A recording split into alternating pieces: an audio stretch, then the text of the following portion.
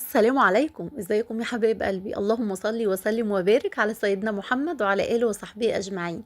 احنا النهارده هنعمل مع حضراتكم أحلى وأطعم وصفة للجاتو شاتو، هي المقربة لقلبي. وصفة الجاتو شاتو بطعم الفراولة، إنما إيه عظمة بجد يا بنات، خطيرة. بتمنى تجربوها، وإن شاء الله بإذن الله واثقة إنها تعجبكم وهتعجب أولادكم وهتشرف حضرتك في أي مناسبة. على فكرة الوصفة دي هتستخدميها في مناسبات جاية كتير. بتمنى تجربيها. يلا بقى عشان احنا ايه مستعجلين. احنا النهارده هنشتغل في شفشق الخلاط.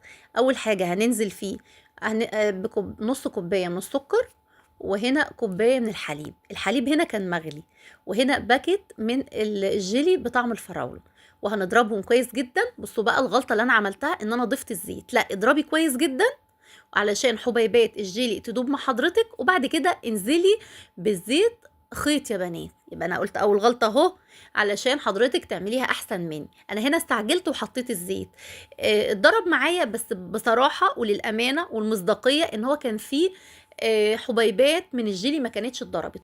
شلت كوبايه منه على جنب. طبعا انا نسيت اقول لكم ان انا ضفت نقطه من اللون الطعام الصحي عشان اللون يبقى زي ما حضراتكم شايفينه كده مبهج. نزلت بقى بثلاث بيضات. انا هنا نزلت بثلاث بيضات عشان البيض كان عندي بلدي وكان صغير. طبعا طالما في بيض يبقى معلقه من الخل ومعلقه صغيره من الفانيليا، اي نوع فانيليا سايله او باكت. وهنا حطيت كوبايه من الزبادي. حضراتكم عارفين ان انا لازم الزبادي في اي معجنات او اي كيكات، بيفرق جدا في هشاشه الكيك يا بنات.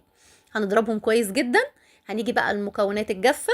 هنضيف نص كوبايه ونص من الدقيق، هننخلهم كويس جدا مع كيس كيك شيف، ونص كوبايه من نص معلقه من الكربونات الصودا. هنقلبهم كويس جدا، وهننزل على الخليط السائل على 3 مرات. طبعا الخليط السائل ضفناه في بوله، ونزلنا بالدقيق على 3 مرات. طبعا مره هنقلب في اتجاه واحد، مره هنقلب معلش، هنقلب الدقيق في اتجاه واحد. دي القواعد اللي لازم نقولها في كل صينيه كيك. تقليب في اتجاه واحد علشان الكيك ما يهبطش من حضرتك، وهتنزلي بالدقيق على 3 مرات. هتقلبي اول ما الدقيق يختفي، هتنزلي بالبقيه الدقيق لحد ما يخلص.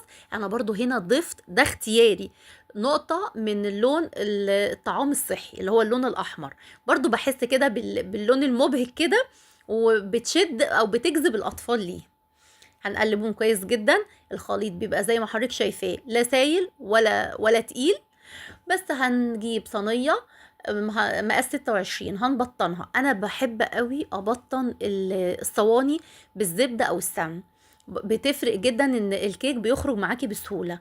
ولو ما فيش عادي ممكن تبطنيها بالزيت. وبعد كده هنبطنها بالدقيق، وهننزل بالخليط، وهنجيب خله هنيجي بيها رايح جاي كده بس عشان الصينيه كلها تبقى سوا واحد. هنحطها على درجة حرارة 180. طبعا الفرن ساخن مسبقا. قعدت معايا نص ساعة. بخرجها تبقى بالعظمة اللي حضراتكم شايفينها دي. بسيبها لما تهدى خالص، وبجيب الخلة واخرمها كده، او اعمل لها ثقوب فيها. وهنسقيها بكوباية من الحليب. انا هنا ما ضفتش للحليب اي حاجة. خلاص اتشربت الحليب. جبت كوبايه من الكريم شانتيه. انا بقول لكم انا كنت ضرباه ومجهزاه، معلش اللقطه دي ما جاتش في الكاميرا.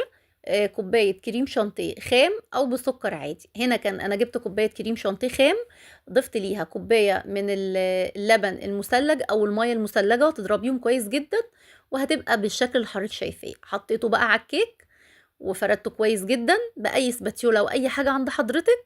بعد كده بقى حطيتها تتشمع في التلاجة 10 دقايق، وبعد كده خرجتها. نزلت عليها بقى الكوباية اللي احنا كنا شايلينها على جنب، فاكرينها؟ ابتدت بقى. بصوا هنا العيب بقى حضراتكم ممكن تاخدوش بالكم منه. هنا الحبيبات كان في حبيبات، بس لو حضرتك هتضربيه في الحليب الاول كويس جدا قبل اضافة الزيت مش هتشوفي الكلام ده. هنا فردت الكوبايه، بس والله كان طعمها خطير. وكنت سايبه شويه كريم شانتيه على جنب، خففتهم بمعلقه حليب، ونزلت بقى خطوط كده او اي اشكال حضرتك تحبيها. التشكيل او التزيين ده ده بيبقى حسب مزاج حضرتك، يعني الشكل اللي يريح حضرتك. انا عملت خطوط بالعرض كده، وجبت خله ونزلت بيها رايح جاي. يعني ادت معايا الشكل ده او طلعت بالشكل ده. حضرتك تعملي. وجبت بقى كان عندي فراولة حطيتها، ممكن حضرتك تزينيها بأي شكل. ايه رأيكم بقى؟ طلعت العظمة دي بجد، كانت خطيرة، وكل اللي أكل منها بجد شكر فيها يا بنات. بتمنى تجربوها، وقلنا كل العيوب اللي ممكن تصادف حضرتك وما تقعيش فيها، وإن شاء الله هتعجبكم. لايك وشير لو عجبكم الفيديو، دعوة حلوة كده. استودعكم الله الذي لا تضيع ودائعه.